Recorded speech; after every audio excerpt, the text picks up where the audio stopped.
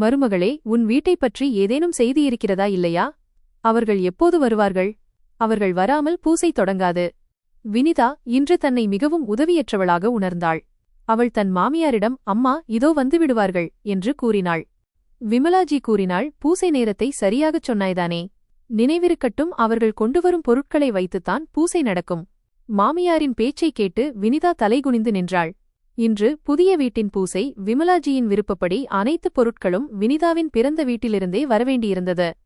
வினிதா யோசித்துக் கொண்டிருந்தாள், ஒருவேளை இவ்வளவு நீண்ட பட்டியலால்தான் தாமதமாகிறதோ என்று. விமலாஜி கொடுத்த அந்த நீண்ட பட்டியல் அவளுக்கு நினைவிருந்தது. பனாரசி சேலை முதல் வெள்ளி கொலுசு வரை என்னவெல்லாம் கேட்டிருந்தார்கள். அப்போது வினிதாவின் நாத்தனார் ஷாலு வந்து கூறினாள், அண்ணி, உங்கள் அம்மாவும் அப்பாவும் வெளியே நின்று கொண்டிருக்கிறார்கள். பொருட்களை எங்கே வைக்க வேண்டும் என்று கேட்கிறார்கள். இதை கேட்டதும் வினிதாவின் கவலையும் பதற்றமும் ஒரு நொடியில் மறைந்து போயின. அவள் உடனே ஓடிச் சென்று தன் பெற்றோரை பார்த்ததும் அவர்களை கட்டிக்கொண்டாள். அப்போது பின்னாலிருந்து விமலாஜி கூறினாள், ஏய் மருமகளை, கட்டிக்கொள்வதெல்லாம் அப்புறம் இருக்கட்டும். அவர்கள் எங்கேயும் ஓடிப்போய்விட மாட்டார்கள். முதலில் உன் அம்மா கொண்டு வந்த அந்தச் சேலையை உடுத்திக்கொள். சஞ்சய்க்கும் துணிகளை எடுத்துக்கொடு. அவற்றை அணிந்துதான் பூசை செய்ய வேண்டும். சீக்கிரம் செய், பூசைக்கு நேரமாகிறது. இதைக் கேட்டதும் வினிதாவின் அம்மா உடனே பொருட்களை வினிதாவின் கையில் கொடுத்தார். வினிதா தன் சேலையையும் சஞ்சயின் துணிகளையும் எடுத்துக்கொண்டு அறைக்குச் சென்றாள். சஞ்சய் சீக்கிரம் உடை மாற்றிக்கொண்டு வெளியே வந்தான். சற்று நேரத்தில் வினிதாவும் தயாராகி வந்தாள். பூசை தொடங்கியது. பூசைக்கு இடையில் விமலாஜி வினிதாவிடம் கேட்டாள், ஏய், அந்த பட்டியலில் இருந்த கொலுசு எங்கே? அதையும் அணிந்து கொண்டுதானே அமர வேண்டும். வினிதாவின் அம்மா முன்னால் இருந்த பொருட்களிலிருந்து கொலுசை எடுத்து வினிதாவின் நாத்தனார் ஷாலுவிடம் கொடுத்தார். ஷாலு கொலுசு அணிவிக்கத் தொடங்கியதும் விமலாஜி சொன்னாள், மருமகளே, நாத்தனாரிடம் கொலுசு அணிந்து கொள்கிறாய் என்றால் சகுனப் அன்பளிப்பு பணத்தையும் தயாராக வைத்திரு. இதைக் கேட்டு வினிதா புன்னகைத்தாள். கொலுசு அணிவித்த ஷாலு, இப்போது எனது சகுனத்தை கொடுங்கள் என்று கேட்டாள். வினிதா சஞ்சயை பார்த்தாள். சஞ்சய் புன்னகையுடன் பணத்தை எடுத்து ஷாலுவின் கையில் கொடுத்தான். அதை பார்த்த ஷாலு சொன்னாள், அண்ணா, நான் கொலுசு அணிவித்திருக்கிறேன். அதற்கு நிகராக பாதி பணத்தையாவது கொடுங்கள். இதைக் கேட்ட விமலாஜி வினிதாவின் அம்மாவை குத்திக் காட்டுவது போல் கூறினாள், எப்படிப்பட்ட கொலுசோ அப்படிப்பட்ட சகுனம். கொலுசு கனமாக இருந்திருந்தால் சகுனமும் கனமாக இருந்திருக்கும் மகளே. இதைப் பற்றி உன் அண்ணனிடம் அல்ல, ஆண்டியிடம் வினிதாவின் அம்மா புகார் செய். அனைவர் முன்னிலையிலும் தன் பெற்றோரை இவ்வாறு அவமானப்படுத்துவதைக் கண்டு வினிதாவின் மனம் வெடித்தது. அவள் பெற்றோரின் முகங்களும் உடனே வாடிப்போயின. சஞ்சயும் தன் தாயை கோபமாக பார்த்தான். உடனே விமலாஜி பலமாக சிரித்துக்கொண்டே சொன்னாள், ஏன் சம்பந்தியம்மா, நீங்கள் வருத்தப்படுகிறீர்களா? நான் விளையாட்டாகச் சொன்னேன். இக்கால பெண்கள் கனமாக இருந்தாலும் இலேசாக இருந்தாலும் கொலுசு அணிவதே இல்லை. இதுபோன்ற நிகழ்ச்சிகளில் கேலியும் கிண்டலும் சகஜம்தானே? இதைக் கேட்டு வினிதாவின் அம்மா புன்னகைத்தார். ஆனால் அவர் இதயம் காயப்பட்டிருந்தது. பூசை முடிந்ததும் அவர் சஞ்சயிடம், இப்போது நாங்கள் கிளம்புகிறோம் மகனே, எங்களுக்கு விடை கொடு என்று கூறினார். சஞ்சய் உடனே சொன்னான், என்ன மாமா, சாப்பிடாமல் எப்படி போக முடியும்? உங்கள் மகள் புதிய வீட்டிற்கு சென்றிருக்கிறாள். நீங்கள் சாப்பிடாமல் செல்வதாவது? அது முடியாது. இதைக் கேட்ட வினிதாவின் அம்மாவும் சொன்னார், இல்லை மாப்பிள்ளையே, ஏற்கனவே ரொம்ப நேரமாகிவிட்டது. ஆனால் சஞ்சயும் வினிதாவும் அவர்களை தடுத்துக் கொண்டிருந்தனர். அப்போது பின்னால் வந்த விமலாஜி சொன்னாள், மகனே, ஒவ்வொரு மனிதனுக்கும் சில கொள்கைகளும் முறைகளும் உண்டு. இவர்கள் ஏன் சாப்பிடவில்லை என்று எனக்கு தெரியும். இது அவர்கள் மகளின் வீடு. மகளின் வீட்டில் பெற்றோர் தண்ணீர் கூட குடிக்க மாட்டார்கள். சஞ்சய் தன் தாயை முறைத்து பார்த்தான். அப்போது பின்னால் நின்ற ஷாலு கூறினாள், அண்ணா, அம்மா சொல்வது சரிதான். அப்படித்தானே நடக்கும். உடனே வினிதாவின் அம்மா சொன்னார், மகனே, உன் மாமியார் சொல்வது சரிதான். இப்போது எங்களை விட நேரமாகிறது. அவர்களுக்கு இது எவ்வளவு வருத்தமாக இருக்கிறது என்பதை வினிதா புரிந்து கொண்டாள். சஞ்சய் தன் தாயை கோபமாக பார்த்தும் விமலாஜி அடங்குவதாக இல்லை. வினிதாவிற்கு தன் அம்மாவின் கண்களில் தெரிந்த கண்ணீர் தெளிவாக தெரிந்தது. வினிதாவின் பெற்றோர் சென்றுவிட்டனர். ஆனால் விருந்தினர்கள் இருந்ததால் வினிதா உதட்டில் ஒரு பொய்யான சிரிப்புடன் சுற்றிக் கொண்டிருந்தாள். ஆனால் உள்ளம் அழுது கொண்டிருந்தது. மாலை அனைவரும் சென்ற பிறகு இரவு விமலாஜி சொன்னாள், மருமகளே, என் அறைக்கு வந்து என் கால்களை அமுக்கிவிடு. என் கால்கள் மிகவும் வலிக்கின்றன. என்னால் ஒரு நிமிடம் கூட நிற்க முடியவில்லை. இதைக் கேட்ட சஞ்சய் சொன்னான், அம்மா, வினிதாவிற்கும் கால்கள் வலிக்கும்தானே? அவள் எத்தனை விருந்தினர்களை கவனித்துக் கொண்டாள். யாரும் சாப்பிடாமல் செல்லக்கூடாது என்று பார்த்து கொண்டாள். இப்போது ஷாலுவிடம் ஏன் கால் அமுக்கச் சொல்லக்கூடாது? இதைக் கேட்டதும் விமலாஜி சொன்னாள், மனைவியின் பக்கம் பேசுவதற்கு உனக்கு ரொம்ப ஆசை வந்துவிட்டது. மனைவியின் பாசத்தில் மகள்கள் பெற்றோரின் கால்களை தொடமாட்டார்கள், அமுக்க மாட்டார்கள் என்பது கூட உனக்கு மறந்துவிட்டதா? இதைக் கேட்ட சஞ்சய் உடனே சொன்னான், இதெல்லாம் வெறும் சாக்குப்போக்குதான். யாருக்கு மகன்கள் இல்லையோ அவர்களின் கால்களை யார் அமுக்கி விடுவார்கள்? இதைக் கேட்டதும் ஷாலு தன் அண்ணனிடம் கேட்டாள், அப்படியென்றால் அண்ணா நீங்களே ஏன் அமுக்கிவிடக்கூடாது? இதை கேட்டதும் சஞ்சய் சொன்னான். ஆமாம், எனக்கு ஒன்றும் பிரச்சினை இல்லை. ஆனால் விமலாஜி கோபத்துடன் சஞ்சயை பார்த்தாள். உனக்கு பிரச்சினை இல்லை, ஆனால் எனக்கு இருக்கிறது. உன் கைகள் என் கால் வலியை இன்னும் அதிகமாக்கிவிடும். மருமகளுக்கு நன்றாக மசாஜ் செய்ய தெரியும். அவள்தான் செய்வாள். நீ சும்மா இரு. மருமகளை சீக்கிரம் சுடு எண்ணெயுடன் என் அறைக்கு வா. விமலாஜி திரும்பி பார்த்துச் சொன்னாள். உன் இரத்தத்தையும் உழைப்பையும் கொண்டு வா. உன் அம்மாவுக்கு நன்றி சொல்லிவிடு. எவ்வளவு நல்ல பொருட்களை கொண்டு வந்திருக்கிறார். இதை கேட்டு சஞ்சய் வினிதாவை பார்த்து புன்னகைத்தான். பிறகு வினிதா சுடு எண்ணெயுடன் விமலாஜியின் பின்னால் அவர் அறைக்குள் சென்றதும் விமலாஜி வினிதாவிடம் கதவை மூடுமாறு சொன்னாள். வினிதா கால்களுக்கு பக்கத்தில் அமர்ந்ததும் விமலாஜி சொன்னாள். பார் மருமகளே, மகனுக்கு முன்னால் இதையெல்லாம் சொல்வது எனக்கு பிடிக்காது. பிறகு அவன் பொண்டாட்டிதாசன் மனைவிக்கு அடிமை போல நடக்கத் தொடங்குகிறான். இதையெல்லாம் நாம் தான் புரிந்து கொள்ள வேண்டும். இதை கேட்டு வினிதா திகைத்துப் போனாள். இனி என்ன நடக்கப் போகிறதோ என்று யோசிக்கத் தொடங்கினாள். தன்னை நோக்கி கேள்விக்குறியுடன் பார்க்கும் வினிதாவை பார்த்து விமலாஜி சொன்னாள். ஒன்று, உன் அம்மா அவ்வளவு லேசான கொலுசை கொண்டு வந்தாள். மக்கள் அதைப் பற்றி தங்களுக்குள் குறை பேசிக் கொண்டிருந்தார்கள். அதற்கு மேல் அந்த சேலை எவ்வளவு மலிவானதாக தெரிந்தது தெரியுமா?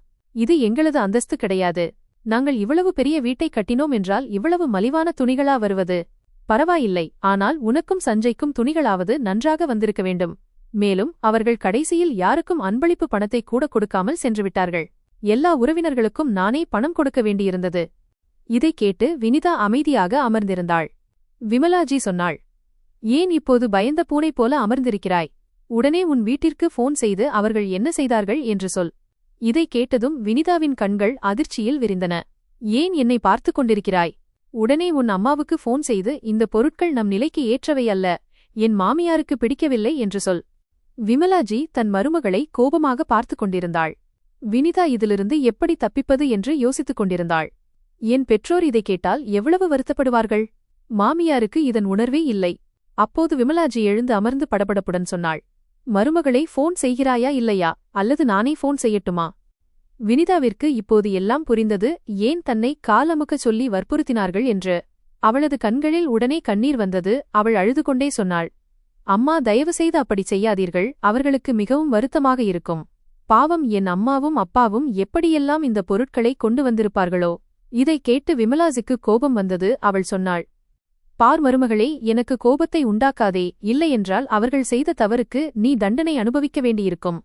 இதைக் கேட்டதும் வினிதா கைகளை கூப்பி அழத் தொடங்கினாள். அம்மா, எனக்கு எந்த தண்டனையும் சம்மதம். ஆனால் என் அம்மா அப்பாவிடம் எதையும் சொல்லாதீர்கள்.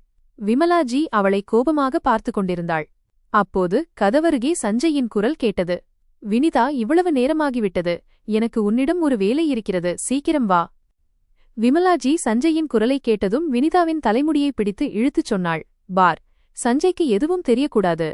அவர்களிடம் சொல்லாமல் உன் அம்மாவை நான் விடமாட்டேன். இப்போது போய் கதவை திற. வினிதா உடனே எழுந்து தன் கண்ணீரை துடைத்துக் கொண்டு கதவை திறந்தாள். முன்னால் நின்ற சஞ்சய் சொன்னான். கால் அமுக்குவதற்கு இவ்வளவு நேரமா? நான் எவ்வளவு நேரமாக காத்திருக்கிறேன் தெரியுமா? நாளை அலுவலகத்தில் மீட்டிங் இருக்கிறது. என் துணிகளை இப்பொழுதே தயார் செய்துவிடு. காலையில் எனக்கு தாமதமாகிவிடக் கூடாது. சஞ்சய் சொன்னதைக் கேட்டு வினிதா உடனே அறைக்குள் சென்று துணிகளை எடுத்துக் கொடுத்தாள். அடுத்த நாள் சஞ்சய் அலுவலகம் சென்ற பிறகு மாமியாரும் நாத்தனாரும் வினிதாவிடம் வந்து சொன்னார்கள். மருமகளே, உனக்கான தண்டனையை நான் தேர்ந்தெடுத்துவிட்டேன். இதைக் கேட்டு வினிதாவின் வாய் பிளந்தது. மாமியாரின் கோபம் இப்போது தணிந்திருக்கும் என்றுதான் அவள் நினைத்தாள். ஆனால் விஷயம் இப்போது வளர்ந்து கொண்டிருந்தது. அவள் அமைதியாக நிற்பதை பார்த்து விமலாஜி சொன்னாள். உனக்கான தண்டனை இதுதான் மருமகளே. நீ உன் அறையை ஷாலுவிற்கு விட்டுக் கொடுக்க வேண்டும். ஷாலுவிற்கு உன்னுடைய அறை வேண்டும். நீங்கள் இருவரும் ஷாலுவின் அறையில் தங்குவீர்கள். இதைக் கேட்டு வினிதாவின் காலடியில் இருந்த பூமி நழுவுவது போல இருந்தது. திருமணமான 1.5 ஆண்டுகளுக்குப் பிறகு அவள் புதிய வீட்டிற்கு வந்திருந்தாள். தன் கனவு இல்லத்தின் அறையை அலங்கரிக்க அவள் எத்தனையோ கனவுகள் கண்டிருந்தாள். ஆனால் இப்போது அவள் அலங்கரித்த அறையை நாத்தனார் கேட்கிறாள். அவள் ஷாலுவை பார்த்துச் சொன்னாள். ஆனால் ஷாலு, அது தம்பதியருக்கான கப்பல் ரூம் அறை. அதை வைத்துக்கொண்டு நீ என்ன செய்வாய்? இதைக் கேட்ட நாத்தனார் கண்களை உருட்டிச் சொன்னாள். அந்த அறையில் இது தம்பதியர் அறைதான் என்று எங்கும் பெயர் எழுதவில்லையே. ஷாலுவின் பேச்சைக் கேட்டு விமலாஜியும் சொன்னாள். பார் மருமகளே, சாக்குப்போக்கு சொல்லத் தேவையில்லை. ஒருவேளை உனக்கு இது சம்மதம் இல்லை என்றால் சொல், நான் இப்பொழுதே உன் அம்மாவிடம் பேசிவிடுகிறேன். போ, உன் போனை கொண்டு வா. இதைக் கேட்டதும் வினிதாவின் உணர்வு தப்பியது. நிதானம் இழந்தாள். அதற்குள் ஷாலுவே உள்ளே சென்று வினிதாவின் அறையிலிருந்து போனை எடுத்து வந்து சொன்னாள். அண்ணி, இது உங்களுக்கு சம்மதமா இல்லையா? இல்லையென்றால் நான் இப்பொழுதே உங்கள் அம்மாவுக்கு போன் செய்கிறேன். பிறகு என் பெற்றோரை அவமானப்படுத்திவிட்டார்கள் என்று சொல்லாதீர்கள். உங்கள் பெற்றோருக்காக இவ்வளவு கூட தியாகம் செய்ய முடியாதா? ஷாலுவும் விமலாஜியும் சேர்ந்து வினிதாவை எப்படிப்பட்ட சூழ்நிலையில் தள்ளினார்கள் என்றால், முன்னால் கிணறு பின்னால் நெருப்பு என்பது போல இருந்தது. ஒரு பக்கம் தன் கனவு அறை, அது தியாகம் செய்ய கேட்கப்பட்டது. மறுபக்கம் தன் பெற்றோரின் கௌரவம், அதை சீரழிக்க மாமியாரும் நாத்தனாரும் தயாராக நின்றார்கள். வினிதாவின் கண்களிலிருந்து கண்ணீர் தாரை தாரையாக கொட்டியது. சஞ்சய்க்கு என்ன பதில் சொல்வது என்று அவளுக்கு புரியவில்லை. பெற்றோரின் கௌரவத்திற்காக அவளது அறை பேரம் பேசப்பட்டது. இரண்டையுமே இழக்க அவள் விரும்பவில்லை. இறுதியில் அறையை விட பெற்றோரின் பாசம் மேலோங்கியது. வினிதா அழுதுகொண்டே சொன்னாள், சரி அத்தை, ஷாலினிக்கு எங்கள் அறையை கொடுத்து விடுங்கள். ஆனால் சஞ்சய் வருவதற்கு முன்னால் இதைச் செய்து முடித்து விடுங்கள். ஏனென்றால் அவர் கேட்கும் கேள்விகளுக்கு என்னால் பதில் சொல்ல முடியாது. இதைக் கேட்டதும் ஷாலினி மகிழ்ச்சியில் துள்ளினாள். அறைக்குள் சென்று விமலாஜியிடம் சொன்னாள், வாஹ் அம்மா, என்ன ஒரு காய் நகர்த்தினீர்கள். அண்ணி அவ்வளவு எளிதாக இந்த அறையை தரமாட்டார்கள். ஆனால் அவர்களின் அம்மா அப்பாவின் கௌரவத்தை வைத்து நீங்கள் அறையை பேரம் பேசி மிகச் சிறந்த டீல் செய்துவிட்டீர்கள். அதனால் இந்த அறை எனக்கு கிடைத்துவிட்டது. இப்போது சீக்கிரம் 2 வேலையாட்களை கூப்பிடுங்கள். இவர்களது அறையை காலி செய்து என் பொருட்களை அங்கே கொண்டு போய் வைக்கச் சொல்லுங்கள். அண்ணன் வருவதற்குள் இது நடக்கவில்லை என்றால் பிறகு அண்ணன் இதை நடக்கவிடமாட்டார். விமலாஜியின் மார்பு ஏதோ பெரிய சாதனை செய்தது போல பெருமிதத்தில் விரிந்தது. அவரது செயலால் மருமகள் அழுது கொண்டிருந்தாள். ஆனால் அவருக்கு அது ஒரு பொருட்டாகவே இல்லை. அவருக்கு தன் மகளின் மகிழ்ச்சி மட்டுமே முக்கியமாக இருந்தது. விமலாஜி உடனே 2 வேலையாட்களை வரவழைத்து சஞ்சயின் அறையை காலி செய்து அதில் ஷாலுவின் பொருட்களை வைக்கச் சொன்னார். ஷாலுவின் அறையில் சஞ்சயின் பொருட்களை வைக்கச் சொன்னார். இரவு சுமார் 8 மணி அளவில் சஞ்சய் வந்தபோது அவன் தன் அறைக்குச் செல்ல முயன்றான். அப்போது நாத்தனார் கேட்டாள், அண்ணா, அங்கே எங்கே போகிறீர்கள்? சஞ்சய் இதை கேட்டு திகைத்துப் போனான். ஏன், நான் என் அறைக்குச் செல்வது உனக்கு தெரியவில்லையா? ஷாலு கைகளை கட்டிக்கொண்டு சொன்னாள், அந்த அறை என்னுடையது, உங்களுடையது அல்ல. இதைக் கேட்டு சஞ்சய் ஆச்சரியப்பட்டு அவளை அதட்டத் தொடங்கினான். அப்போது விமலாஜி சொன்னாள், மகனே, உன் தங்கை சொல்வது சரிதான். நீ வீணாக அவளை அதட்டுகிறாய். உன் மனைவிக்கு இந்த அறை பிடிக்கவே இல்லை. அவள்தான் ஷாலினியிடம் அவளது அறையை கேட்டாள். நானும் சம்மதித்துவிட்டேன். ஏனென்றால் ஷாலினிக்கும் உங்கள் அறை பிடித்திருந்தது. இதைக் கேட்ட சஞ்சயால் தன் காதுகளையே நம்ப முடியவில்லை. அவன் உடனே சமையலறைக்கு சென்று வினிதாவிடம் கேட்கத் தொடங்கினான். வினிதா, நான் என்ன கேள்விப்படுகிறேன்? உனக்கு உன் அறை பிடிக்கவில்லையா? வினிதா கண்களை உயர்த்தாமலேயே சொன்னால், ஆமாம் சஞ்சய், எனக்கு அங்கே மனம் ஒட்டவில்லை. ஷாலுவின் அறையில் அவ்வளவு பெரிய ஜன்னல் இருக்கிறது. அந்த காரணத்திற்காக எனக்கு அதுதான் வேண்டும். சஞ்சய் கோபத்துடன் வினிதாவின் தோள்களை பிடித்துச் சொன்னான், என்னிடம் பொய் சொல்லாதே. அந்த அறையை நீ எவ்வளவு ஆசையோடு அலங்கரித்தாய், எவ்வளவு விருப்பப்பட்டு திரைச்சீலைகளை வாங்கி வந்தாய் என்பது எனக்கு தெரியும். ஆனால் இப்போது உனக்கு அந்த அறை பிடிக்கவில்லை என்பது எப்படி சாத்தியம்? வினிதா இதைக் கேட்டு தன் கண்களில் வந்த கண்ணீரை மறைக்க முயன்றாள். முகத்தை திருப்பிக் கொண்டு சொன்னாள், எனக்கு உண்மையிலேயே ஷாலுவின் அறையிலிருந்த ஜன்னல் பிடித்திருந்தது. அதனால்தான் நான் அந்த அறையை விட்டுக் கொடுத்தேன். ஏன் என்னை புரிந்து கொள்ள மாட்டேன் என்கிறாய்? சஞ்சய் கோபத்துடன் அறையை விட்டு வெளியே சென்றான். வினிதாவின் கண்ணீர் அணை கடந்த வெள்ளம் போல ஓடியது. அப்போது அங்கே வந்த விமலாஜி சொன்னாள், இப்படித்தான் வாயை மூடிக்கொண்டு இருக்க வேண்டும். உன் வாயை திறக்க வேண்டிய அவசியமில்லை. உனக்கு அறை கிடைத்துவிட்டதுதானே? விமலாஜி வினிதாவை மிரட்டிவிட்டு சென்றார். வினிதா தன் கையாலாகாத நிலையை எண்ணி அழுது கொண்டிருந்தாள். திருமணத்திற்கு முன்பு யாருக்கும் அடிபணியாத வினிதா இன்று தன்னை ஒரு கூண்டில் அடைக்கப்பட்டது போல உணர்ந்தாள். அப்போது அவளது இதயம் சொன்னது, வினிதா, இதற்கு வழியே இல்லையா? எப்போதும் இப்படியே ஒடுக்கப்பட்டே இருப்பாயா? உன் குரலை உயர்த்து முன்பு எப்படி உயர்த்துவாயோ அப்படியே. ஒடுங்குபவர்களை எப்போதும் ஒடுக்கிக் கொண்டேதான் இருப்பார்கள். அவள் சமையலறை வேலையை முடித்துவிட்டு தனது அறைக்கு சென்றாள். அது இப்போது ஷாலுவின் நாத்தனாரின் அறையாக மாறியிருந்தது. தான் எத்தனையோ ஆசைகளுடன் அலங்கரித்த அந்த அறை அவளுக்கு சொந்தமானது என்று அவள் உணர்ந்த ஒரே மூலையாக இருந்தது. இன்று அதுவும் அவளிடமிருந்து பறிக்கப்பட்டிருந்தது. அப்போது சஞ்சய் பின்னால் வந்து தோளில் கை வைத்தான். என்ன யோசித்துக் கொண்டிருக்கிறாய் வினிதா? இதைக் கேட்டதும் வினிதாவின் கண்கள் கலங்கின. அவள் அழுது கொண்டே சஞ்சயின் மார்பில் சாய்ந்து கொண்டாள். பிறகு திடீரென்று எங்கிருந்து அவளுக்கு அவ்வளவு தைரியம் வந்ததோ தெரியவில்லை. அவள் சஞ்சயின் கையை பிடித்து இழுத்துக்கொண்டு தன் மாமியாரின் அறைக்கு அழைத்துச் செல்லத் தொடங்கினாள். சஞ்சய் கேட்டான், என்ன ஆச்சு வினிதா, எங்கே அழைத்துச் செல்கிறாய்? வினிதா சொன்னாள், இன்று ஒரு வேலை அரைக்குறையாக நின்றுவிட்டது. ஆனால் இப்போது உன் முன்னால் அதை முழுமையாக முடிக்க வேண்டும். சஞ்சயை அழைத்துக் கொண்டு வினிதா மாமியாரின் அறைக்குள் நுழைந்ததும் விமலாஜியும் ஷாலுவும் அதை பார்த்து அதிர்ச்சியடைந்தனர். என்ன ஆச்சு மருமகளே? ஏன் இப்படி சஞ்சயின் கையை பிடித்துக் கொண்டு வருகிறாய்? உனக்கு ஏதேனும் வெட்கம் மானம் இருக்கிறதா இல்லையா? வினிதா சொன்னாள், அம்மா, நீங்கள் என் அம்மாவிடம் பேச வேண்டும் என்று சொன்னீர்கள்தானே? கொலுசு இலேசாக இருந்தது என்றும் சேலை உங்கள் அந்தஸ்துக்கு ஏற்றது இல்லை என்றும் சொல்ல வேண்டும் என்றீர்கள்தானே. இதை கேட்டதும் விமலாஜி கண்களை விரித்து பார்த்தாள். சஞ்சயும் திகைத்து வினிதாவை பார்த்தான். இதையெல்லாம் என்ன சொல்கிறாய் வினிதா என்று சஞ்சய் கேட்டதும் விமலாஜியின் முகம் வெளுத்துப் போனது. வினிதா கத்திக்கொண்டே விமலாஜியிடம் கேட்டாள், என்ன ஆச்சம்மா? நினைவில் இல்லையா? சொல்லுங்கள். இப்போது ஃபோன் செய்ய வேண்டுமா வேண்டாமா? விமலாஜி வினிதாவின் பேச்சை கேட்டு திணறத் தொடங்கினாள். இதில் என் தப்பு என்ன இருக்கிறது? பொருட்கள் அப்படி வந்தன. சஞ்சய்க்கு நீ எதை நிரூபிக்க பார்க்கிறாய்? இதை கேட்டதும் சஞ்சயின் முகம் கோபத்தால் சிவந்தது. அம்மா, வினிதா இதையெல்லாம் என்ன சொல்கிறாள்? அப்போது ஷாலு சொன்னாள், அண்ணா, அண்ணி மிகவும் தந்திரக்காரர். உங்கள் பார்வையில் எங்களை கெட்டவர்களாக காட்டுவதற்காக இவர் எதையும் செய்வார். பொருட்கள் நன்றாக வரவில்லை என்றால் பரவாயில்லை, ஏன் வருத்தப்படுகிறாய் என்றுதான் அம்மா இவரிடம் சொன்னார். ஆனால் இவர்தான் அம்மாவிடம் சொன்னார். அம்மா, நீங்களே என் அம்மாவிடம் சொல்லுங்கள், இப்படிப்பட்ட பொருட்களை கொண்டு வர வேண்டாம் என்று. இவருக்கு பிடிக்கவில்லை என்றால் இவரே தன் அம்மாவிடம் சொல்லியிருக்கலாம் அல்லவா? ஷாலுவின் இந்த பேச்சை கேட்டதும் வினிதா அவள் கன்னத்தில் ஓங்கி ஒரு அறை விட்டாள். இது உன் பேச்சுக்கான பதில் ஷாலு. பொய்களைக் கொண்டு இன்னும் எத்தனை மலைகளை உருவாக்கப் போகிறாய்? இப்போது சஞ்சயிடம் இதையும் சொல், நீ ஏன் என் அறையை எடுத்துக்கொண்டாய் என்று. அறை வாங்கியதும் ஷாலு அதிர்ச்சியில் வினிதாவை பார்த்தாள்.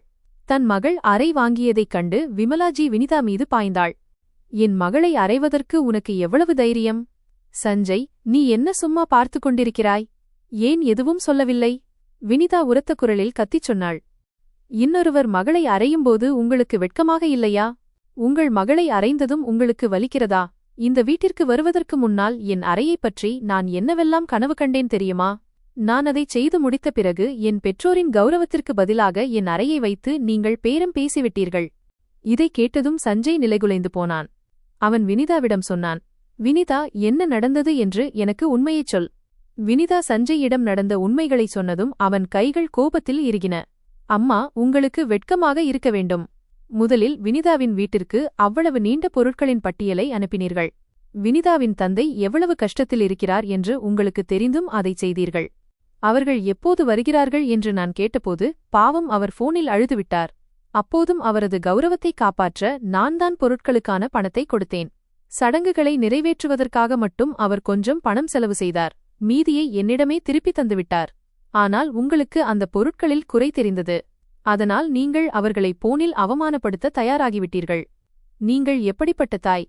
சஞ்சய் வாயிலிருந்து இதைக் கேட்டதும் வினிதா ஆச்சரியத்துடன் அவன் முகத்தை பார்த்தாள். தன் பெற்றோரின் கௌரவத்தை சஞ்சய்தான் காப்பாற்றினார் என்பது அவளுக்கு இதுவரை தெரியாது. அதை நினைத்ததும் அவள் கண்கள் கலங்கின.